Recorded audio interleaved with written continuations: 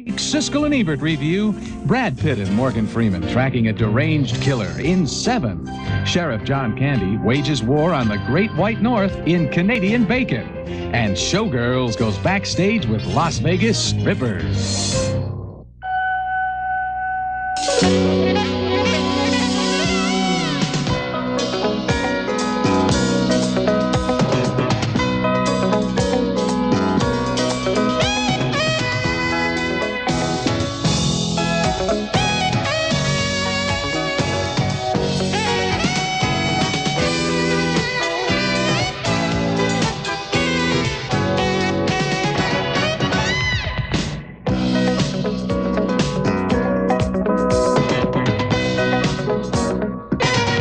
Have you auditioned in here?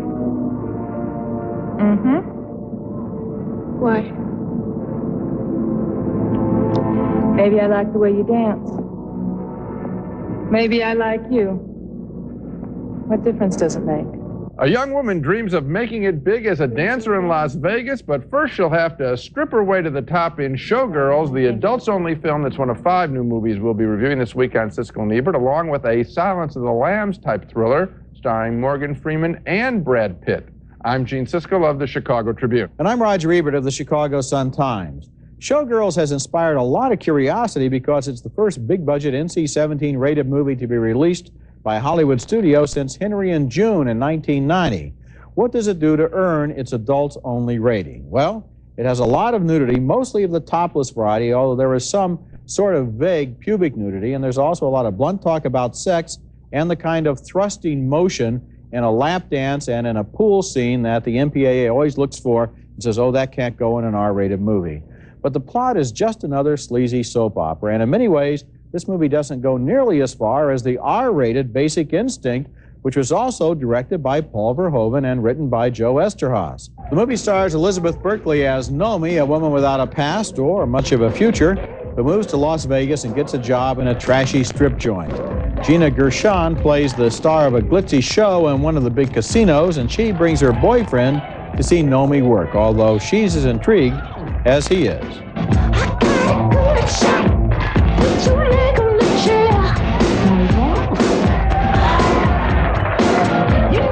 You like her? That's Kyle MacLachlan, who also works for the big casino. Attracted by the younger woman's defiance, the star gets her an audition for the chorus line, and they develop a real love-hate relationship.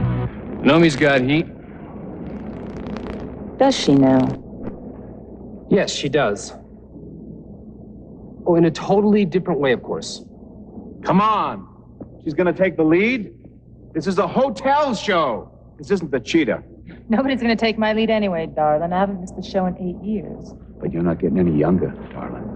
The backstage details supply the most interesting stuff in the movie, including rehearsal scenes like this one with the seasoned pros who hold the show together. Okay, music! Go!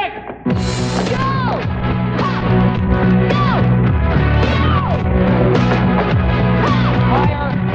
Not that high! Okay, in sync! 1, 2, 3, thrust it! Thrust it! Thrust it! Come on, thrust it! Ah! Okay. That's enough. Thank you, ladies. What Nomi soon discovers is that work at the casino may also involve entertaining high rollers. Ladies, we got a great idea. We want to take you girls to dinner tonight after the show. Have some lobster, hear Caesar sing. You ever heard Caesar sing? Man, that guy's great. You'll love it. Showgirls does have a certain entertainment value in its sleazo stupido way, and I wasn't bored by the film. It also has several hilarious moments and lines of dialogue that I'm not sure were intended to get laughs, but I'm glad they left them in because I did laugh. What's disappointing is that the Joe Eszterhas screenplay shows absolutely no ambition to be the least bit better than it absolutely has to be. Basically, he has simply recycled the oldest showbiz formula in the book where the chorus girl takes over for the star, and then he's disguised it with a lot of nudity and some fairly routine sex. Right before I saw Showgirls, I saw another Vegas movie called Leaving Las Vegas. It's going to open in a few weeks, and it is so much more powerful and insightful about Las Vegas and about sex that it blows this one right out of the water. I had the same reaction to this picture, Roger, and that was disappointment with Joe Esteros. He's the highest paid screenwriter in history, and I really don't think he earned his money this time. It is the most simplistic. It is all about Eve and a G-string, and it really is. The lines of dialogue, the insight. You said show business details backstage. What, putting ice on your breast to make things stand out? That's old stuff. That's one detail, but also maybe the rehearsal and the audition process and how people get jobs and what they have to do to get the jobs. We saw it in a chorus line. There isn't anything original in this picture. No, there isn't. I didn't say there was. Not a single thing that's original in the picture. And is it that sexy? There's one lap dance where you're just stunned that Elizabeth Berkley can do that. Berkley can do that with her body, but I mean, twist around as much as she does, but it's not sexy at all. And she's not sexy. She's hard around the face. I didn't think she was particularly appealing. I thought the other woman was more attractive. Gina Gershon, yeah, more attractive. So I don't think they have an attractive star. They don't do anything original in the screenplay at all. I didn't care for the film. Well, I didn't either. And I'll tell you, the thing that bothers me is Esterhaus basically had an opportunity here to break some new ground with an NC-17 movie. I mean, when we talk about NC-17, we would like to think that maybe a movie would have some insights into sexuality, into behavior, into prostitution in this case, or stripping, or into this kind of a woman's personality, and there's nothing. His movies are all about the same in connection with women. I think he's frightened of them. He always sees them as kind of bitch goddesses with knives and things. He has a switchblade out within 30 seconds of the opening of the movie, and there's absolutely no eroticism involving a relationship between two people. Either he's afraid of them or he thinks that's what the audience wants to see, and that's what the audience will see. They're women as rag dolls, violent rag dolls. Okay, next movie, and our next film is Canadian Bacon, a satirical political comedy from Michael Moore, who created the surprise hit Roger and Me 6 years ago. This time, he seeks to poke Dr. Strangelove-like holes in the American presidency, offering Alan Alda as a chief executive with dwindling support. You know, it's not fair. I mean, every other president had all of the Russians to blame for everything. What have I got?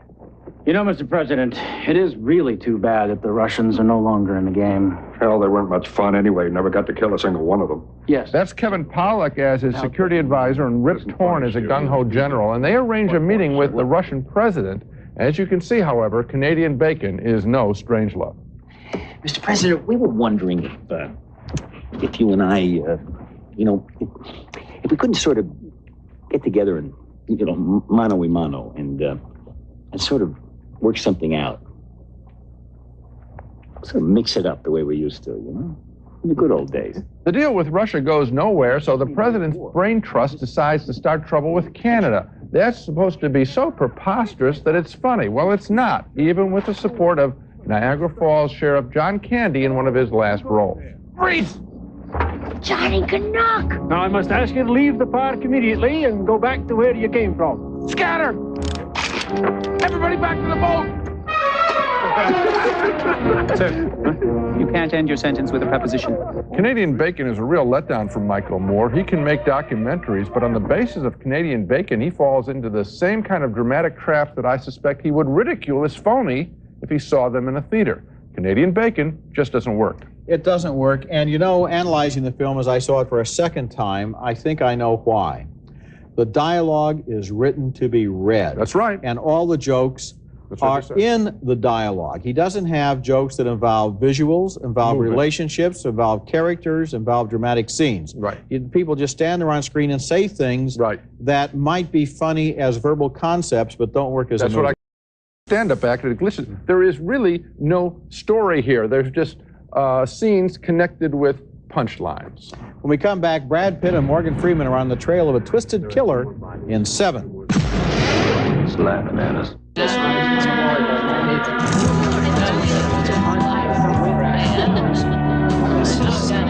Hi. Hi, I'm Julie. Julie, can I ask you something? Sure, you can ask me anything. Where'd you get that cheese popcorn? Thanks. Introducing Red & Butter's Cheddar. Delicious butterfly kernels covered in white and golden cheddar cheese flavors. New Red & Butter's Cheddar. So good, it's irresistible. I want you to look, and I want you to listen. Okay? I wasn't standing around guarding the Taco Bell. I've worked homicide 5 years. Not here. I understand that. Well, over the next 7 days, Detective, you'll do me the favor of remembering that. Morgan Freeman is the retiring veteran, and Brad Pitt is the ambitious younger detective who's just been assigned to the district. And although that's a cop movie formula as old as the hills, a new thriller named Se7en makes it work. This is a very good movie that is sometimes hard to watch because of a level of violence and depravity that is unusual even among crime films. The movie begins with Freeman and Pitt investigating a couple of murders that seem to fit together. They explain the connection to their boss, played by R. Lee Ermey. There are 7 deadly sins, Captain. Gluttony, greed, sloth, wrath, pride, lust, and envy. You can expect 5 more of these. The killer apparently plans murders inspired by every one of the 7 deadly sins, and after they almost trap him, he taunts them. I'll be readjusting my schedule in light of today's little setback. Sorry I had to hurt one of you, but I didn't have a choice. You will accept my apology, won't you? I feel like saying more, but I don't want to ruin the surprise. Meanwhile, the murder string grows longer, and notice here how Freeman and Pitt have become obsessed by the case. No fingerprints. Totally unrelated victims. Yeah. And no witnesses of any kind. I don't get it. Se7en was directed by David Fincher, who also made Alien 3, and he makes it into a very dark movie. It's set in the present day, but the production design suggests the 1940s. The look and the dialogue create an atmosphere that really involved me. I was surprised how caught up I got in this movie and in the behavior of the characters. Be warned, it's very disturbing and not for younger viewers. Se7en is R-rated, which is ironic because actually it's a lot more intense than the NC-17 rated Showgirls. But it's very well made. I had an identical reaction to the picture, and I was just about to say the same thing. This is a picture that I would have rated NC-17. I do think it's worth seeing. I think it may be needlessly grotesque, and I mean that as a compliment. I don't think that the director, I think he has such a good screenplay, and 2 wonderful actors who really have a lot of chemistry together without it seeming ever to be forced, but seeming to be natural at all times, that I don't think he need to be as graphic in his portrayal of the crimes that are being committed. I think the whole purpose of this movie is to take these people into the Dante's Inferno of a big city and to take them right down into the most horrible environs. Yeah. And I think that in many cases, the detail of the crimes, which are very bizarre and very inventive in their own way, are part of that. I think that he really wants to give us an experience of evil in the same way that Silence of the Lambs did. I think he could have done it another way. Still, I do recommend the film. When we come back, a Romeo and Juliet style love story set in contemporary Ireland. The run of the country is next.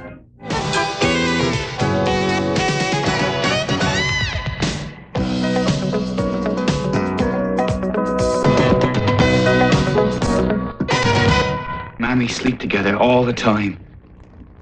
Why didn't I have any brothers, sisters? Right. A young Irish lad mourns his dead mother, can't relate to his strict father, and falls in love at first sight in The Run of the Country, a refreshingly mature coming-of-age story about an 18-year-old named Danny who is smitten by a girl who lives just north of the border of divided Ireland. Danny's father, played by Albert Finney, is upset with his son, who doesn't seem focused, and is capable of being led astray by his best friend. All you're doing is wasting your life. Be honest, Danny, you know I'm right. I'm happy where I am, Dad. Danny and his girlfriend do hit it off, and their dialogue is fresh and heartfelt. Matt Kieslar plays Danny. Victoria Smurfett is Anna Lee. I think it's the best name I ever heard. It's the only one I've got. You coming for a walk, Anna? Eventually, father and girlfriend are in conflict. Albert Finney seems so natural, even in a familiar role as the uptight soul. He's got his education to complete, and his mother always wanted him to go to America to become someone. I mean, there's nothing for him round here.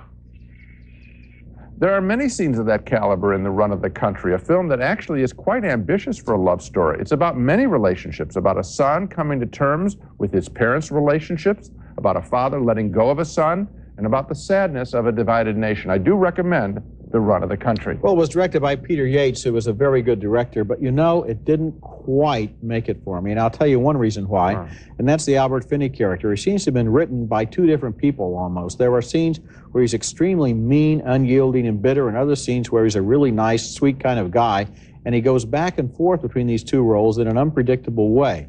That was one problem. Well, Another problem. It wouldn't be better if he went in a predictable way and all. I mean, he has two sides to his personality, I think. No. The point is that they don't really know what his personality is, and I think he changes it from scene to scene. Okay. Another problem is there is a lot of levity and frivolous stuff in this movie that isn't really integrated into the really dark, heavy stuff. And then at the end, the stuff that happens in the last 20 minutes just didn't convince me in the way that it happened. There was enough time in the screenplay to deal with the way that this kid reacts to his parents and the way they grew up. I thought that showed a couple of people growing up. Finney and explaining it to the kid, and the kid seeing, well, you know what, this is how adults do relate sometimes in the world. When we come back, Vanessa Redgrave and Edward Fox carry on an eccentric flirtation in A Month by the Lake. Movies we reviewed earlier on this show, it's kind of a relief to get to A Month by the Lake, which tells a charming and whimsical story about a retired British major and an eccentric spinster who carry on a flirtation that never quite seems to get anywhere. The movie takes place in 1937 on the shores of Lake Como in Italy, stars Vanessa Redgrave and Edward Fox in two superb comic performances as stubborn and independent people who have reached middle age without having ever quite grown up. Are you lost? We missed the boat! My fault. It's a long way to walk. I'll give you a ride. Well, I don't know. Your husband can come with me. I'm not her husband, good God. Just when it seems that Redgrave and Fox might be getting somewhere, he announces he's leaving. Then an American nanny, played by Uma Thurman, decides to toy with him. Dear Major, I'm so sorry you're going before we've had a chance to get to know each other. Such a waste. Here. Souvenir.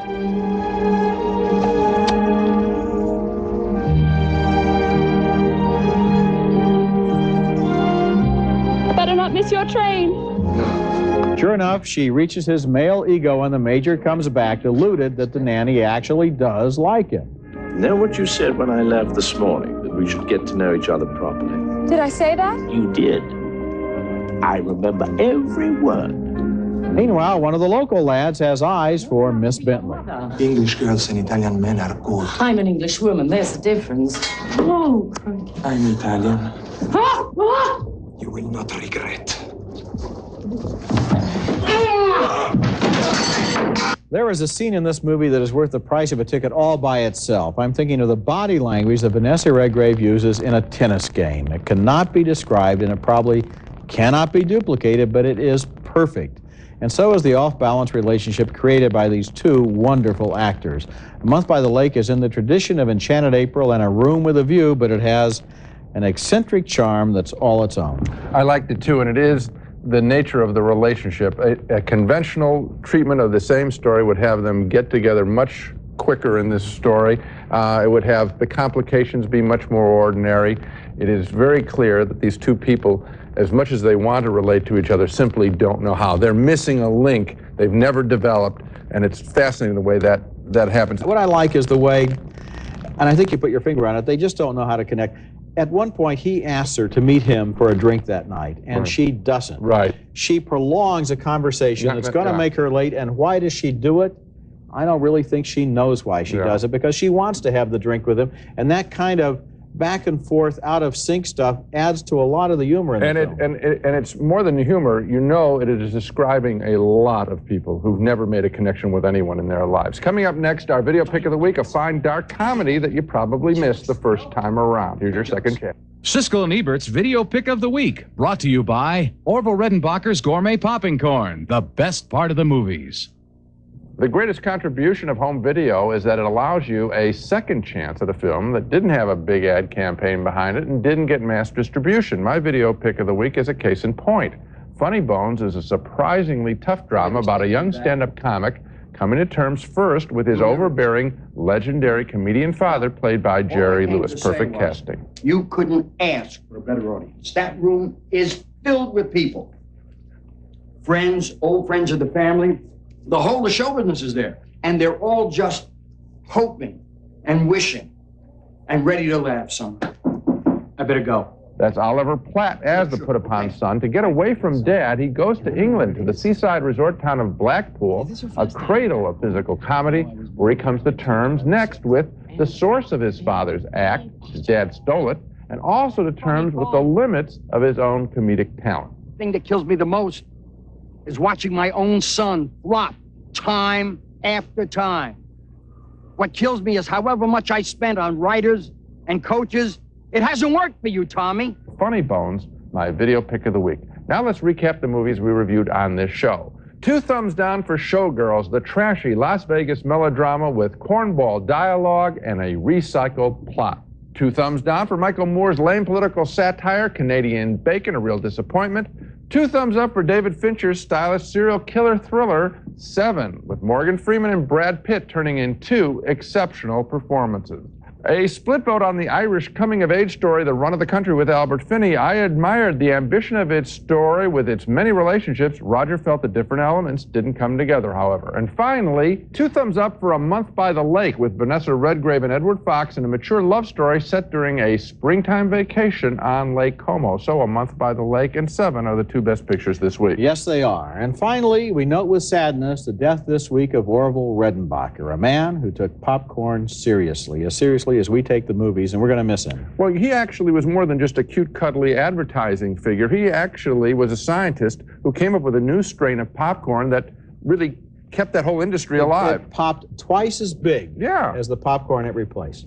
That's a real contribution. Next week, we'll be back with reviews of more new movies, including Devil in a Blue Dress, starring Denzel Washington as a Los Angeles private eye, and To Die For, with Nicole Kidman as a cable TV weather girl who dreams of stardom. That's next week, and until then, the balcony is closed.